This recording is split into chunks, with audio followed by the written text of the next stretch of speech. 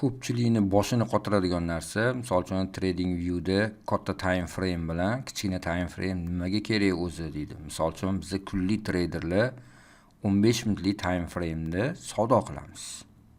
Har kuni kunni ma'lum bir vaqtida 15 minutlik time frame'da kirib, biz o'zimizning daromadimizni olib chiqib ketamiz.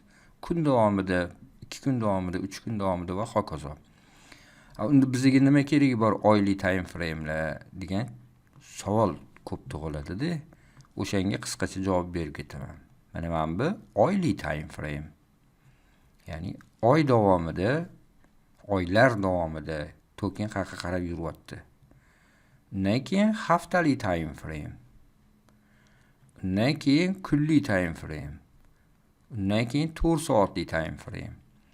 Undan keyin 15 minutlik time frame. Biz 15 minutlik time frame'da savdo qilishimiz uchun tabiiy bilishimiz kerak, o'zi bu token qayerda yuribdi, oqib ketgan tokenmi yo o'zini ushab turibdimi? Oxirgi hafta davomida u qayerga qarab yurgan va kunli time frame'da ayiq yurishidami yoki buqa yurishidami? Yoki ayiq tugab buqa boshlanyaptimi? Ana undan keyin biz 4 soatga o'tamiz. Va savdoga bahona qidiramiz. Savdoga kirishimizga alomat bormi, yo'qmi? Alomat topsa, keyin biz tadang savdoga kirishga belgilarni qidiramiz. Misol uchun mana haftalar davomida tushib kelgan qizil shamlar bilanda, keyin oxirgi lowga kelib, u burilgan, ko'tarilgan va yana to'xtagan. Ya'ni misol uchun bu yerda order block bo'ladigan bo'lsa, order blockga kelib tasdiq qilgan va uzun nayzalari bilan tasdiqlagan. Demak, bu yaxshi holatda. Demak, endi biz down liquidity'ga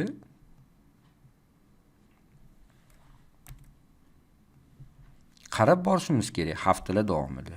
Ya'ni bu o'zi yo'lga chiqqan pastdagi missiyasini tugatganligini alomati. Ayniqsa yangi tokenlarda, yangi deganda endi hype bo'layotgan va hokazo.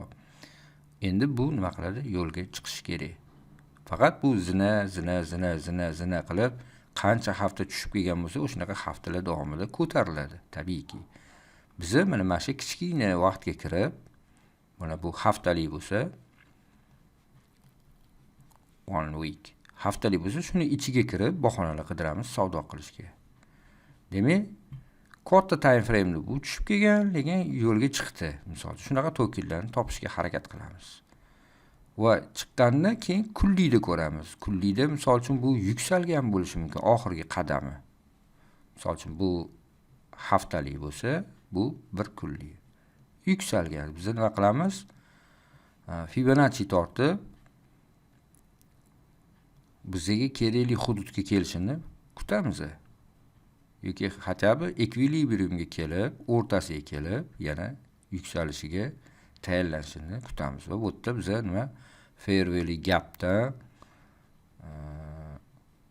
key levellarni qidirishga harakat qilamiz. Yoki bo'lmasa undan oldin breaker block bo'lgan bo'lsa, o'shani joyiga kelib поддержка, support olishini kutamiz. Ana undan keyin biz 4 soatligiga kirib oxirgi high, oxirgi low'ga qaraymiz. 4 soatlikda andiz etzamiz. Keyin unda likvidlarni olib yoki rejection bo'lib, keyin yuqoriga ketishiga qarab, premiumga qarab ketishiga sabab qidiramiz. Ana undan keyin biz 15 minutlikka kiramiz.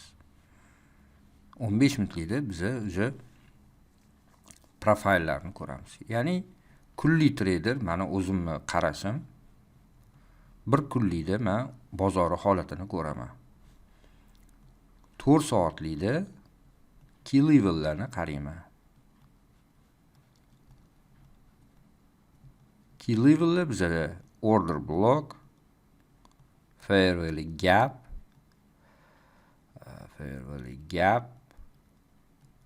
high, low, misol uchun. Va hokazo. Rejection block, misol uchun. Ana undan keyin 15 minutlikda men anaqasini qarayman. 1 soatlikda strukturasini qarayman. 1 soatlikda strukturasini.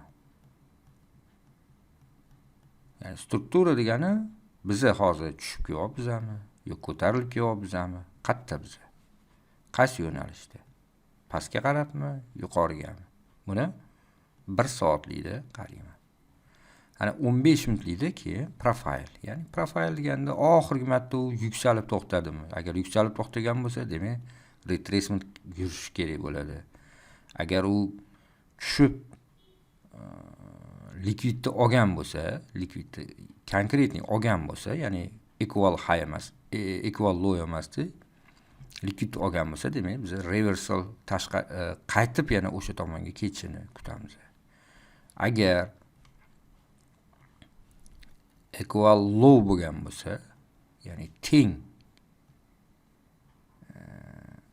tenglik bo'lgan bo'lsa, likvidni olmasdan, demak bu likvidlarning ko'payish darajasi yanada ko'payadi, yanada ko'payadi va bu biroz ortga qaytib, ya'ni ayniqsa oxirgi high bilan low o'rtasiga kamida qaytib, keyin uni buzadi. Ya'ni equal high yoki equal low bo'lganda, o'ta likvidlarning ko'payishi yanada ko'payganligini hisobga bo'lganligi uchun bu yerda qiladigan ishi, missiyasi chala qolgan bo'ladi. Albatta u yoqqa kelib beradi. Xuddi shunaqa teskarisiga ham, misol uchun mana bozor keldi, olmadi. Equal high bo'ladi. Olmadi, ketdi. Yana bir aylanib kelib turib, keyin bizib o'tib ketadi. Bizib o'tib ketishini tasdig'i bu yerda kuch bilan o'tib, fairwayli gap qoldirib, uni ustida to'xtash kerak va range'ga turib qolish kerak. Ya'ni buzib o'tib ketmasdan ustida to'xtab qolish kerak. O'sha har galgidek o'sha smart moneyning anaqasi. Ya'ni bozor yuksalish boshlagandan keyin oxirgi tepalik bilan oxirgi pastlik bo'lsa, shuni to'g'risiga kelib to'xtash kerak. Buzmasdan to'xtash kerak.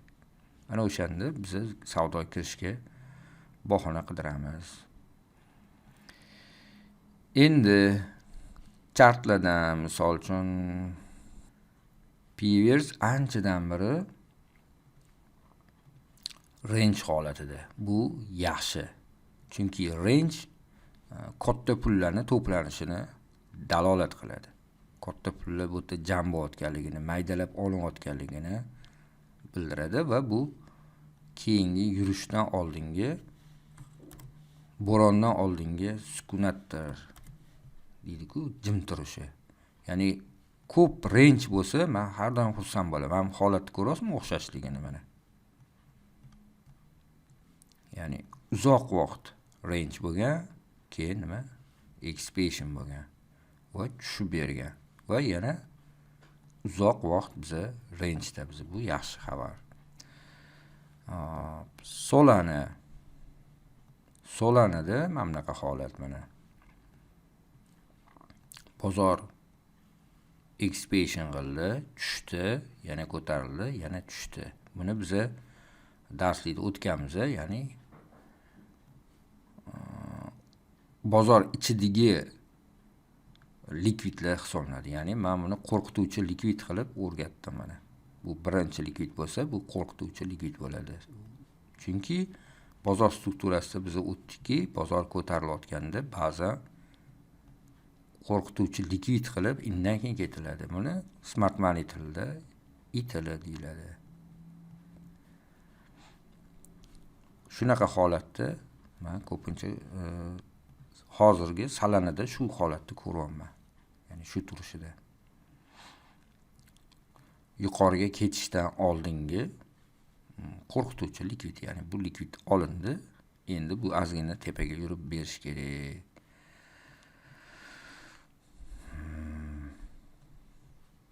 Xo'p, endi time frame'lar haqida umuman misol uchun oxirgi high, oxirgi low, misol mana bundan olib chiqsa ham bo'ladi. Agar hozir bozor bu yerdan reaksiya beradigan bo'lsa, oxirgi highda premium zona bo'lsa, endi bu diskount zonaga keldi. Endi bu yoqdan biz sabab qidiramiz ko'tarilishiga. Hozircha bu fairway'li gap qoldirgan holatda turibdi. Demak, shuni bosib o'tishga harakat qilish kerak bo'ladi bu yuqoriga ketishi uchun. Yoki shu hududdan yanada pastroqga tushishi ham mumkinmi? Ham mumkin. Bugun dushanba. Unaqa ham varianti bor. Ya'ni biz shoshib savdoga kirib olmaymiz. Savdoga kirishimiz uchun keskin bir bahona bo'lish kerak bo'ladi. Ana undan keyin biz 15 minutlik o'tamiz. Bozor qanaqa holatda? Bozor keskin tushgandan keyin range holatida turibdi.